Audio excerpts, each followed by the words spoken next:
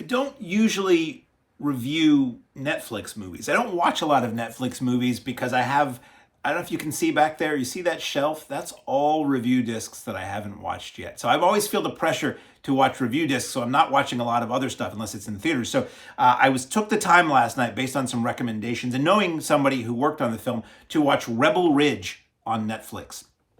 This is a brand new film straight to Netflix that is a action crime drama thriller, I guess we would call it, directed by Jeremy Saulnier and starring Aaron Pierre, Don Johnson, AnnaSophia Robb, David Denman, and some people that you probably wouldn't know. James Cromwell, big name in this film. And I went in pretty blind. I knew that it was kind of a wrongly accused guy movie or something like that. And that's what it is. Excuse me, I get choked up when I talk about James Cromwell. I think about Babe and That'll Do Pig and all that. So this stars, as I said, Aaron Pierre as this guy. Film opens. I'm not going to tell you the whole story. Film opens. He's a guy listening to his metal mix on his phone on his mountain bike, riding with purpose on a very rural country road. And police are behind him. They're lighting up their lights. He doesn't hear them. They essentially run him off the road and start giving him the business. Now, being an African American man in a small rural town, you can kind of assume where this might go. That's where it feels like where it might go. And I'm going to tell you the basics here because just so you have an idea of what this movie is. So he is treated unfairly with a high level of suspicion. He is found to have in a Chinese food bag in his backpack $36,000. They suspect that this is drug money. They seize the money. They say, you can get the money back. You can take us to court to get the money, but we're going to let you go with a warning that you didn't pull over when we asked you to, but otherwise this money is ours. Well, that money was slated for him to bail his cousin out of jail, who was a witness to a crime or something like that. And bad guy, if he goes to federal prison, bad guys are basically going to kill him. So he needs to get his cousin out of jail with some of this money, and with the rest, he is going to buy them a truck so that they can haul boats. He's going to help his cousin go on the straight and narrow, and they're going to have a bright new life. The key is that money that's been taken from him wrongly.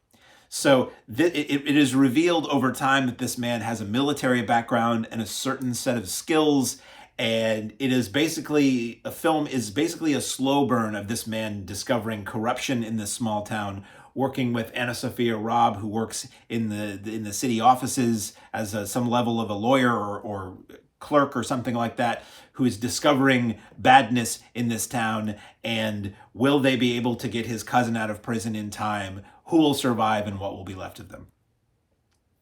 Did I mention the film is 2 hours and 10 minutes? So everybody in it's good. The cops are very convincingly sleazy, corrupt cops. Don Johnson is great as a tobacco spitting, corrupt sheriff. Everybody in it is good. Pierre is good. And when he does his action moments, I always wish that there was more, but he's good at it. And it just kind of sat there for me. That's the problem.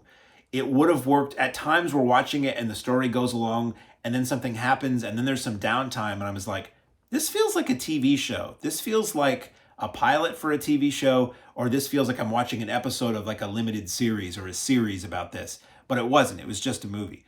I'm not going to say it's not well made, but like so many Netflix movies, it feels like it's not good enough to be in the theater. Like if I'd seen this in the theater, I would have been like, what the hell was that? But it feels good and then a step above something that's made for like cable or TV or streaming. So most Netflix movies exist in that weird gray zone. And this does. When there is action, the action is good. It builds suspense very well.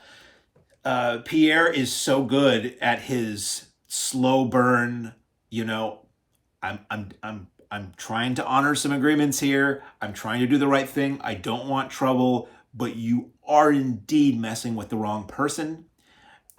He's got a great vibe for that. It never went as far into an action movie as I wanted it to. It never went as far as into taking down the man as I wanted it to. When things finally meet their end and are resolved, it's sort of, you almost miss what happened.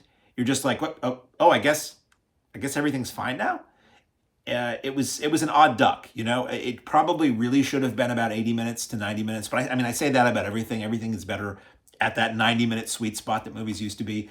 It lagged and felt kind of repetitive here and there. There were certain moments that should have been more intense than they were, that they felt kind of casually shot and executed more than I felt in watching it. It should have been. If you're a casual Netflix viewer, this is cool. Like, a lot of people I know really like this. It's not bad. I just, when it was over, I was kind of like, eh.